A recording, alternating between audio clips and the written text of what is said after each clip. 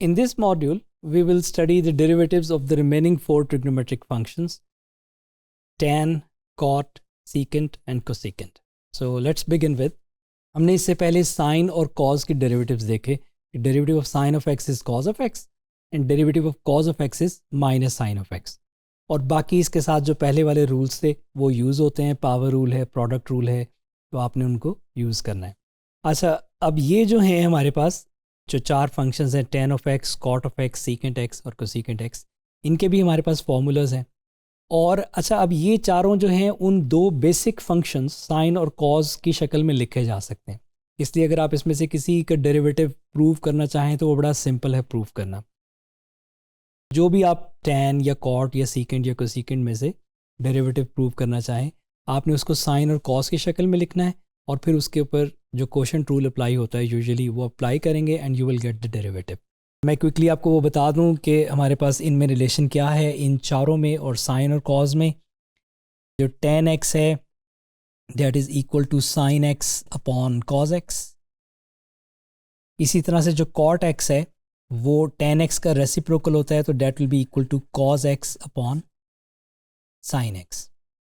जो हमारे पास secant x है that is a reciprocal function of cos x, and similarly the cosecant x is a reciprocal function of sin x.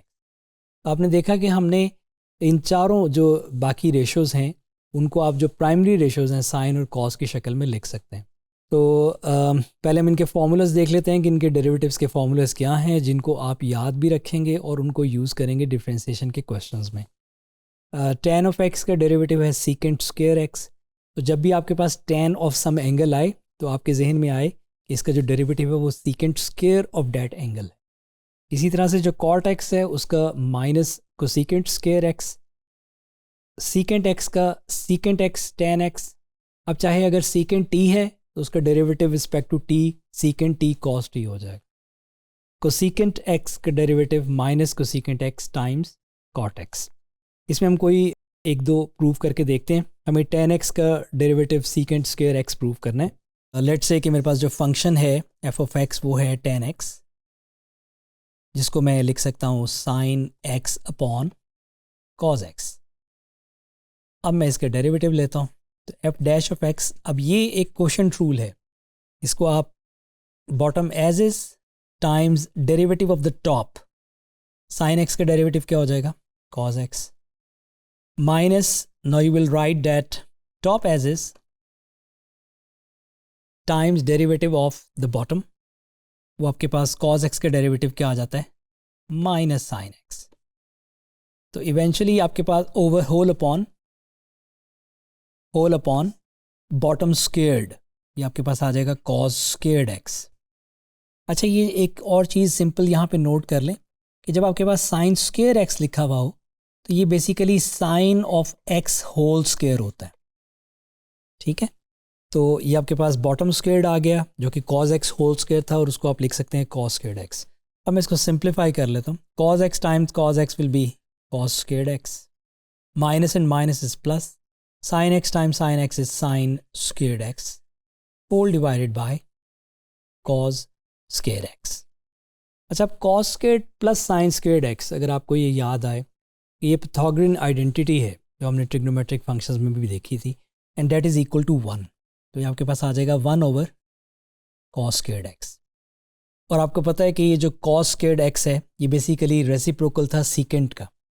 तो आप इसको अगर मैं ऐसे लिखूं कि 1 over cos x whole squared, तो 1 ओवर cos क्या बन जाता है? secant x whole squared. और इवेंचुअली ये क्या लिखा जाएगा? secant square x. तो वी हैव प्रूव्ड. हमें इसमें फर्स्ट जो डेफिनेशन है उसकी तरफ जाने की ज़रूरत नहीं है. हमने इसको साइन अपॉन कॉज लिखा और क्वोशंट रूल के थ्रू इसको प्रूव कर दिया. अच्छा, एक और हमारे पास जो है वो फंक्शन है secant x. इसका जो डेरिवेटिव है वो secant x tan x है. Let's see that how we can prove it. तो हम इसको स्टार्ट करते हैं. f डैश ऑफ x निकालना है, लेकिन आप secant x को लिख लें 1 ओवर cos x. ठीक है, और f डैश ऑफ x के लिए आप इस पर क्वोशंट रूल अप्लाई करें.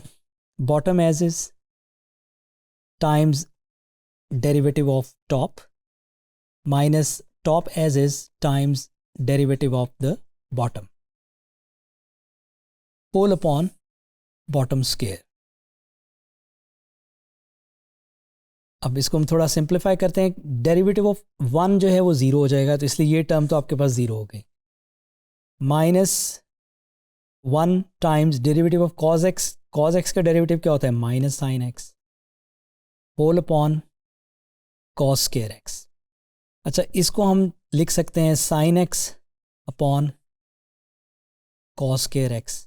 और यहाँ पे अगर मैं इसको अलग-अलग कर लूँ, एक क्योंकि cos स्क्वायर्ड x है नीचे, एक दफ़ा मैं इसको cos x अलग लिख लूँ 1 के नीचे टाइम्स, और एक cos x को मैं sin x के नीचे लिख लूँ, तो 1/cos x बनेगा secant x times sin x upon cos बनेगा tan x.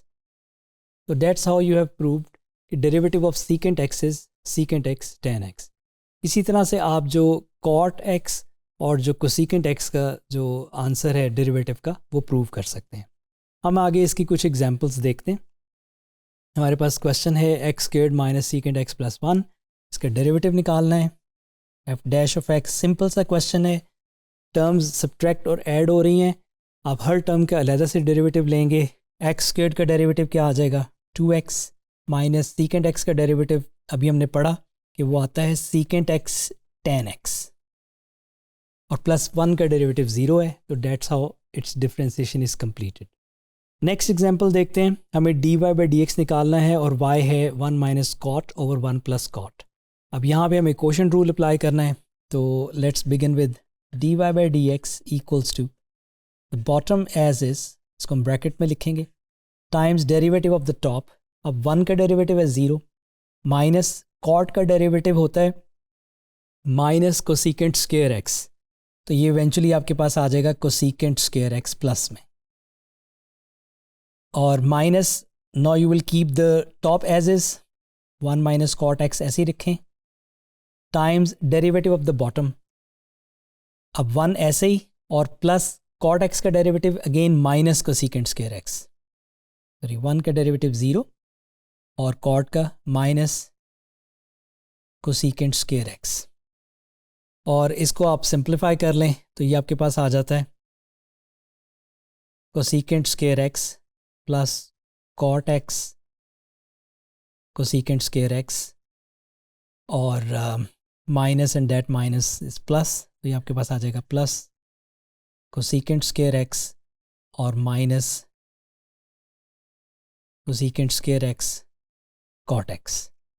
अच्छा, ये जो टर्म है ये दो सेम, एक प्लस में और एक माइनस में है, ये कैंसिल हो रही हैं, और आपके पास cosecant square x plus cosecant square x will come to cosecant square x.